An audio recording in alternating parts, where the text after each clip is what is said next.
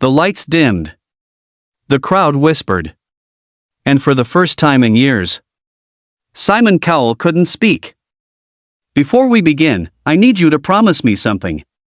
Stay with this story until the very end, because what happened on that stage didn't just shock the judges, it reminded millions of people why dreams never die. And if this story moves you even a little, don't forget to like this video and subscribe to the channel, because stories like this deserve to be heard. The doors of the AGT theater opened slowly, and a man stepped inside wearing a simple black leather jacket, tight black jeans, and polished but worn-out boots. His hair was jet black, styled in a classic pompadour. He wasn't young. He wasn't flashy. He wasn't the typical contestant people expect to go viral. He was 42-year-old Marco Reyes from Cebu, Philippines. Backstage, contestants whispered, "Another Elvis impersonator? Yeah, good luck with that." But Marco wasn't just another impersonator. He grew up in a tiny fishing village where electricity would cut off at night and music came from a small battery-powered radio his father treasured. His father loved Elvis Presley.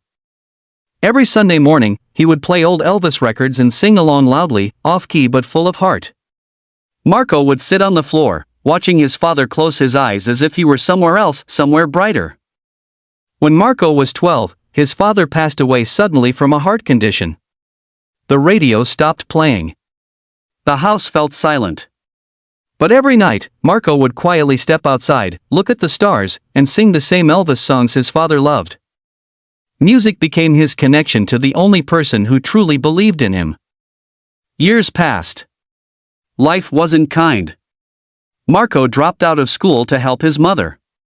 He worked construction jobs, then became a janitor in a shopping mall. He sang while mopping floors. He sang while cleaning empty food courts. People would sometimes stop and stare. Some would clap. Most would laugh. "Nice costume, Elvis," they'd joke. But Marco never wore the white jumpsuit. He never tried to look like a parody. He wasn't trying to be famous. He was trying to feel close to his father. When America's Got Talent auditions opened in Manila for preliminary selections, Marco almost didn't go. "I'm too old," he told his mother. "The world doesn't need another Elvis." His mother held his hand and said something he would never forget. "Your father didn't raise you to bury your voice. He auditioned locally." The producers were stunned. They flew him to Los Angeles. Now, standing on the AGT stage in front of the massive crowd, Marco felt his legs shaking. The judges sat in front of him, Howie smiling politely, Sophia curious, Heidi leaning forward, and Simon Cowell watching with that familiar skeptical expression. Simon leaned into the microphone. "Name?" "Marco Reyes, sir." "And what do you do for a living, Marco?" "I clean floors," he replied softly. "But today, I hope to clean doubts." The audience chuckled. Simon raised an eyebrow. "And what are you singing?" Marco swallowed. "An Elvis song. But not the way you expect." Simon sighed slightly. "Okay. We've heard a lot of Elvis over the years." There it was. Doubt. The same doubt Marco had faced his whole life. The music began. Soft piano. Not the usual upbeat rock and roll. A slowed, haunting version of Can't Help Falling in Love. Marco closed his eyes. And then he sang. But it wasn't imitation. It wasn't karaoke. It was pain. His voice carried years of struggle, grief, hope, and quiet resilience. His tone was rich, soulful, controlled yet trembling with emotion. He wasn't copying Elvis. He was telling his own story through the song. The audience grew silent. He reached the second verse, and something shifted. The arrangement changed. The orchestra swelled. The tempo built. His voice soared into a powerful, modern crescendo that blended classic rock with cinematic intensity. People stood up. Heidi's eyes widened. Sophia covered her mouth. Howie whispered, "Oh my God." "And Simon." Simon stopped moving. No smirk. No notes. No interruption. Just stillness. Marco hit the final note long, controlled, impossibly strong. It echoed across the theater like a declaration. Silence. Then, the place exploded. A standing ovation. Thunderous applause. People screaming. Some crying. Marco opened his eyes slowly, overwhelmed. He looked up at the ceiling lights as if searching for someone beyond them. Simon leaned forward, finally speaking. "Marco," he said, his voice unusually soft, "I don't like impersonators." The crowd grew tense. "But you," Simon continued, "are not an impersonator. You are a storyteller." And for a moment there, I forgot about Elvis. I only heard you. The audience roared again. Marco's eyes filled with tears. Simon went on. That wasn't nostalgia. That was rebirth. It felt like something old became new again. Sophia said, "You made me feel like I was watching history." Heidi added, "Your father would be so proud." Marco broke down. But the most shocking moment hadn't happened yet. Simon stood up. He looked at the crowd. Then at Marco. "You know," Simon said slowly, "we talk about originality all the time. But originality isn't about inventing something new. It's about making something true." He reached toward the golden buzzer. The theater held its breath. Marco shook his head slightly, as if saying, "No, not me." Simon pressed it. Gold confetti rained from the ceiling. Marco dropped to his knees. The crowd screamed louder than ever before.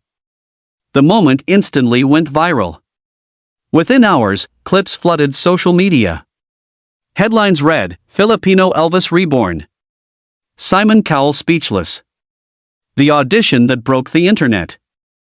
Back home in Cebu, neighbors gathered around a small television in a sari-sari store, cheering as they saw Marco covered in gold confetti. His mother cried quietly, whispering, "You didn't bury your voice." But what made the story truly powerful wasn't just the golden buzzer. It was what Marco said backstage. A reporter asked him, "How does it feel to be compared to Elvis?" Marco smiled gently. "I'm not Elvis," he said. "I'm a son who kept singing." That line traveled across the world. People related to it. Not because they wanted to be famous, but because they understood what it meant to hold on to something when life tries to take it away. Marco's journey didn't erase his struggles. He still had bills. He still had responsibilities. But something changed inside him. He no longer saw himself as just a janitor who sings. He saw himself as someone who honored his past without being trapped by it. And Simon? In a later interview, he admitted something rare. "I was wrong to judge too quickly. That audition reminded me why we do this show. Sometimes the world freezes in shock not because of perfection but because of authenticity." Marco didn't win hearts because he sounded like Elvis. He won because he sounded like loss. Like love. Like persistence. Like every person who ever felt overlooked. So if you're watching this right now and you feel like your dream is too small, too old, too unrealistic, remember Marco. Remember that even on a stage filled with bright lights and harsh critics, truth still shines the brightest. Dreams don't expire. Voices don't age. And the world doesn't need another copy of someone else. It needs you. If this story touched your heart, don't forget to like this video and subscribe to the channel for more powerful, inspiring journeys just like this. Because somewhere out there, another voice is waiting to be heard, and maybe it's yours. And somewhere, maybe, someone is looking up at the lights, singing to the stars, refusing to let their song die. The lights dimmed. The crowd whispered. And for the first time in years, Simon Cowell couldn't speak. But before I tell you what happened next, before I tell you how a quiet man from the Philippines walked onto the biggest stage in the world and made one of the toughest judges in television history freeze in shock, I need you to do something. Stay with this story until the very end. Because what you're about to hear isn't just about music. It's about loss. It's about doubt. It's about a promise a son made to his father under a sky full of stars. And if this story moves you even a little, don't forget to like this video and subscribe to the channel, because stories like this deserve to live forever. The backstage hallway of America's Got Talent buzzed with nervous energy. Performers stretched, whispered lyrics, practiced magic tricks, and stared into mirrors trying to convince themselves they belonged there. Among them stood a man who didn't look like a headline waiting to happen. Marco Reyes was 42 years old. Filipino. Average height. Lean from years of physical labor. He wore a black leather jacket that had faded at the elbows, dark jeans, and boots polished carefully the night before in his tiny hotel room. His hair was styled into a classic pompadour, but there was no arrogance in it, just quiet respect for the legend he grew up listening to. He wasn't carrying glitter. He wasn't wearing a white rhinestone jumpsuit. He wasn't surrounded by a team. He stood alone. A young contestant nearby whispered to her friend, another Elvis impersonator. That's brave. Brave. Or foolish. Marco stared at his hands. The same hands that scrubbed floors in his shopping mall in Cebu. The same hands that carried sacks of cement in his 20s. The same hands that once held his father's cold fingers in a hospital room that smelled like antiseptic in fear. His father loved Elvis Presley. Not casually. Not as background music. He loved Elvis the way some people love religion. Every Sunday morning, their small home would fill with songs from a battery-powered radio that crackled and hissed between stations. His father would close his eyes and sing loudly, imperfectly, joyfully. When I sing, his father used to say, I forget how small this world makes us feel. Marco was only 12 when his father collapsed one humid afternoon by the docks. A heart condition no one knew about. No warning. No goodbye speech. Just gone. After the funeral, the radio stayed silent. The house felt like it had lost oxygen. Marco remembered the first night he tried to sing again. He stepped outside, barefoot on cool dirt, and looked at the stars. His voice shook. He almost stopped. But he imagined his father listening somewhere beyond the sky. That night, he made a promise, I'll keep singing for both of us. Life didn't applaud that promise. Marco dropped out of school to help his mother. He worked construction under the burning sun. He delivered groceries. Eventually, he became a janitor in a mall. At night, when the food court emptied and the fluorescent lights hummed softly, he would sing while mopping. Sometimes security guards would clap. Sometimes teenagers would record him and laugh. Sometimes people would toss coins at him like he was a street performer who forgot to bring a hat.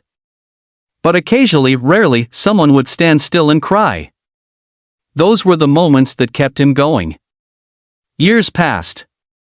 His hair began to show strands of silver near his temples. His friends told him to be realistic. You're not 20 anymore. Those shows are for young people. Elvis? That's old school. Marco agreed. Outwardly.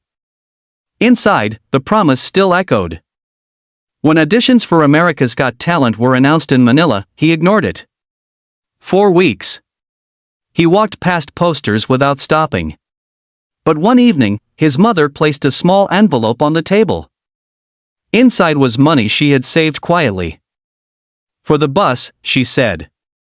I'm too old, Marco replied. His mother looked at him with the same firmness she once used when he refused to eat vegetables as a child. Your father didn't raise you to bury your voice. He auditioned in Manila. He expected polite smiles. Maybe a thank you. Instead, the room went silent halfway through his song. One producer whispered, "We need to send him to LA." And just like that, the janitor from Cebu was on a plane for the first time in his life. Back in the present, a stage manager tapped his shoulder. "Marco, you're up." The walk from backstage to center stage felt longer than his entire life journey. The lights were blinding. The audience was a sea of shadows and anticipation. The judges sat in front of him, Howie Mandel with his curious grin, Heidi Klum leaning forward slightly, Sofia Vergara glowing with interest, and Simon Cowell, arms crossed, eyes sharp. "What's your name?" Simon asked. "Marco Reyes, sir." "Where are you from?" "Cebu, Philippines."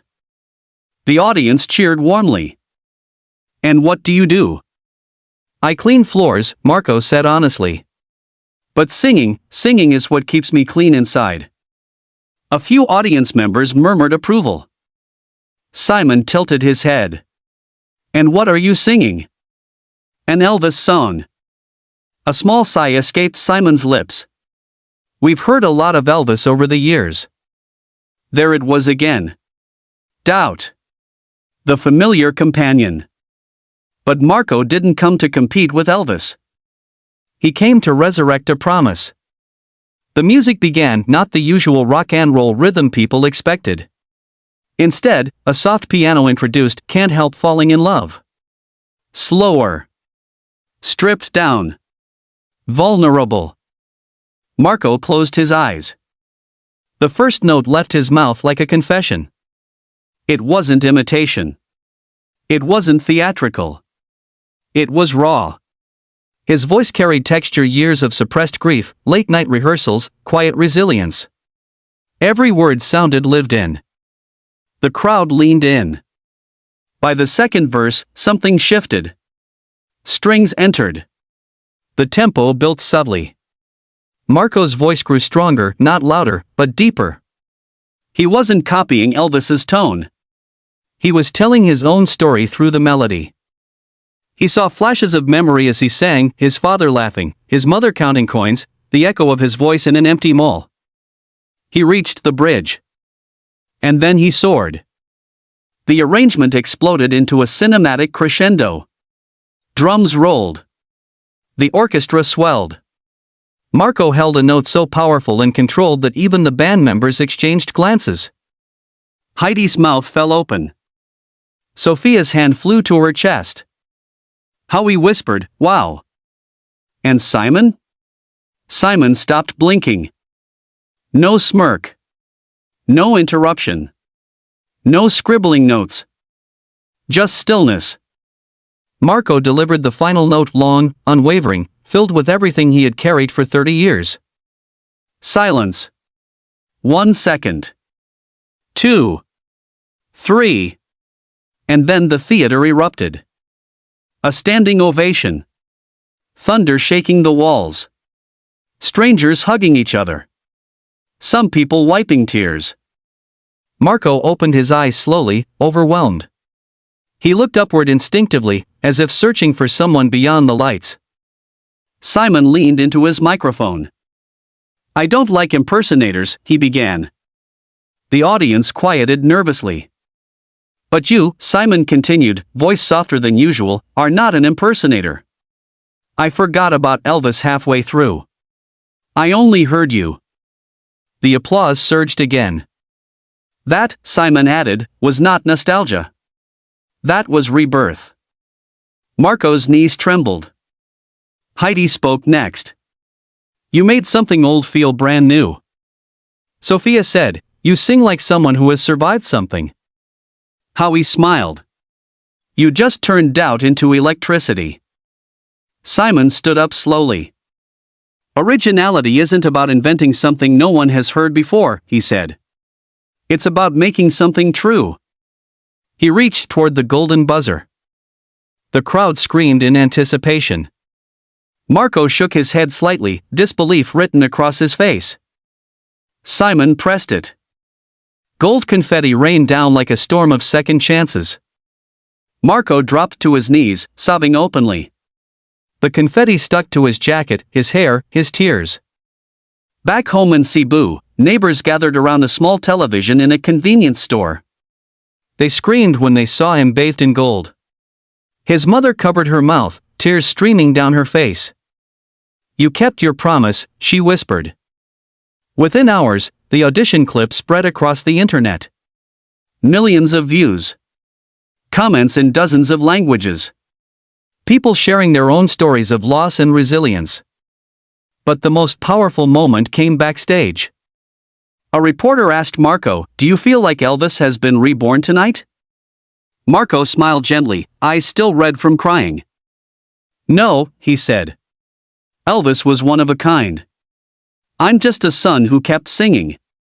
That sentence broke the internet. Because everyone understood it. Everyone has lost something. Everyone has been told they're too old, too late, too ordinary. Marco didn't win because he sounded like a legend. He won because he sounded human. In the weeks that followed, he continued performing on the show. Each performance carried the same honesty. Each note felt like a bridge between past and present. Simon later admitted in an interview, "That audition reminded me why we started this show in the first place." But beyond the fame, beyond the viral headlines, beyond the golden confetti, Marco's greatest victory was internal. He no longer saw himself as just a janitor with a dream.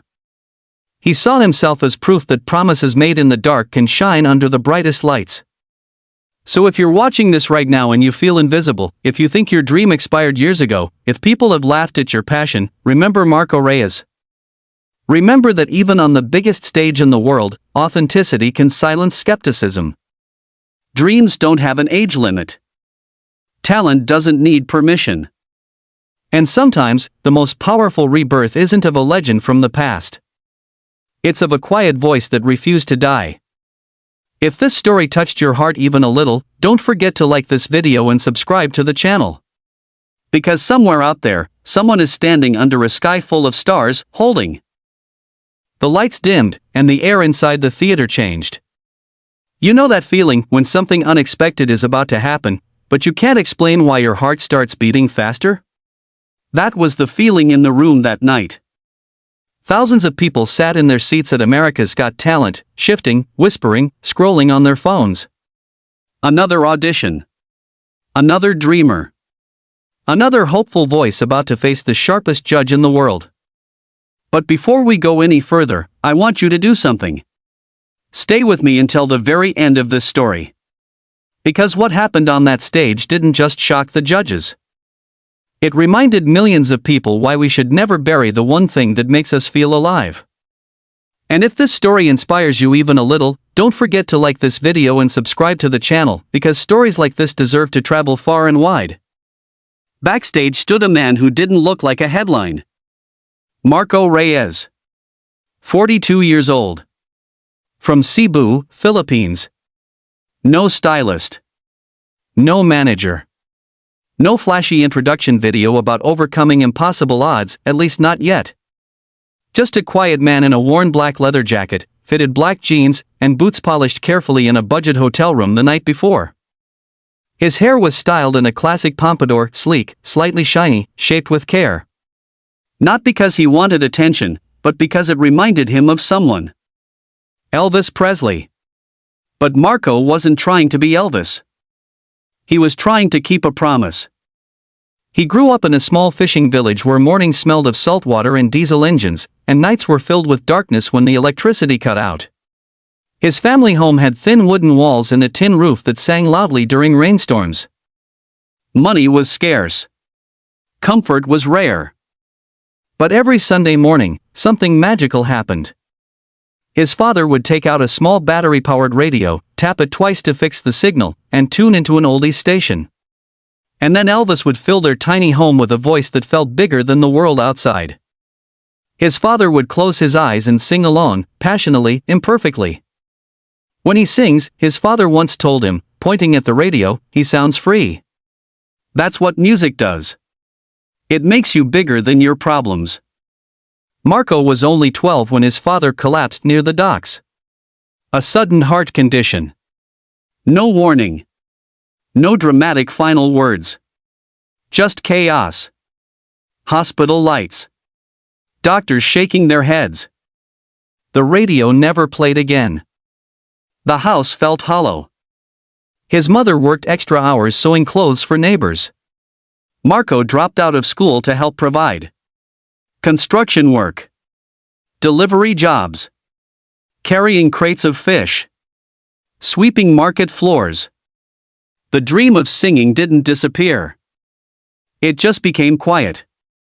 At night, when everyone was asleep, Marco would step outside and look at the sky. He would sing softly, afraid the neighbors might laugh. He didn't try to copy Elvis perfectly. He just tried to remember how his father used to smile when he sang. Years passed. He became a janitor in a shopping mall. The job was stable. Predictable. Invisible. He cleaned floors while stores closed around him. He mopped food courts under fluorescent lights that buzzed like tired insects. And when the mall grew silent, he sang. One night, a little girl tugged on her mother's sleeve and pointed at him. "Mom, why is that man singing like he's on a big stage?" The mother replied gently, "Maybe in his heart, he is." That sentence stayed with him. But reality has a way of shrinking hope. Friends told him he was too old. Social media made fame look young and flashy. Audition shows seemed designed for dramatic backstories and shocking visuals. Elvis, someone once laughed. That's your father's generation. Exactly. It was his father's generation. That's why it mattered. When auditions for America's Got Talent were announced in Manila, Marco ignored it. He walked past posters. He scrolled past ads. He told himself it wasn't practical. Until one evening, his mother placed a small envelope on the kitchen table. Inside was money she had saved quietly over months. "For the trip," she said. "I can't," he whispered. "What if they laugh?" His mother looked at him firmly. "Your father didn't raise you to be afraid of laughter." He auditioned in Manila. No big expectations. Just one song. The room went silent halfway through. One producer leaned forward. Another stopped typing. When he finished, they didn't clap immediately. They stared. Then one of them said, "How fast can you get a passport?" Now, standing on the AGT stage in Los Angeles, Marco felt the weight of every year he had lived. The judges sat before him, Howie Mandel curious and alert. Heidi Klum smiling politely. Sofia Vergara leaning in with interest.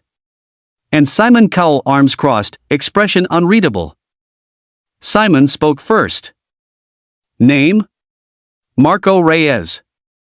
Age? 42. And what do you do? I'm a janitor. A ripple of murmurs spread through the audience. And what are you singing?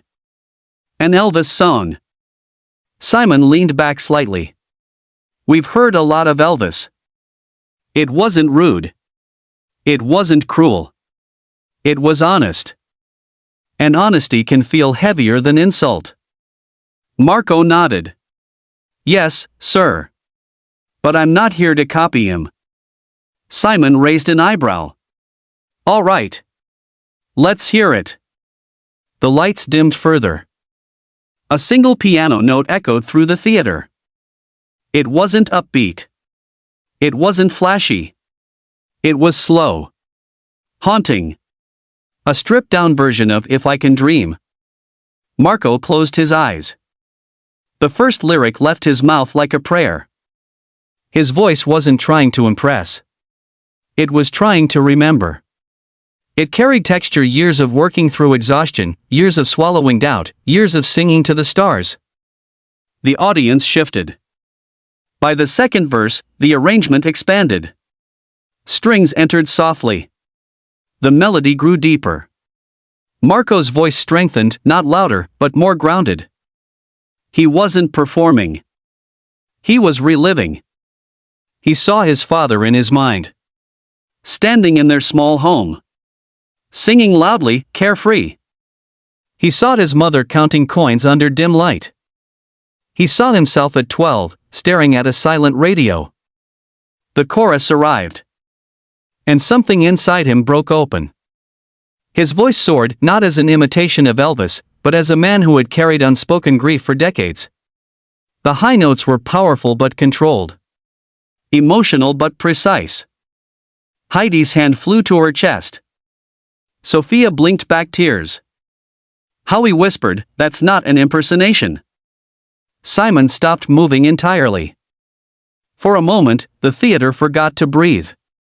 Marco held the final note long, unwavering, rising into the ceiling like a declaration to the universe.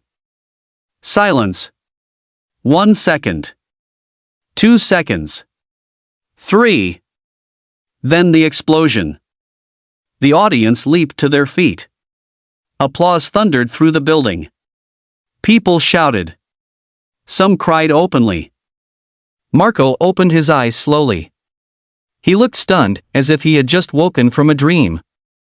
Simon leaned toward his microphone. "I'm going to be honest," he said. "When you said Elvis, I thought, here we go again." The crowd laughed nervously. "But that," Simon continued, "was one of the most authentic performances we've had this season." Applause surged again. "You didn't try to be Elvis. You used him. You made that song yours." Marco's eyes filled with tears. Sophia spoke next. "You sing like someone who has loved deeply and lost deeply." Heidi nodded. "You have soul." Howie grinned. "And you just turned skepticism into shock." Simon stood slowly. "You know," he said, "originality isn't about inventing something new. It's about making something true." He reached toward the golden buzzer. The audience screamed. Marco shook his head in disbelief. Simon pressed it. Gold confetti rained down like sunlight made solid. Marco dropped to his knees, sobbing openly.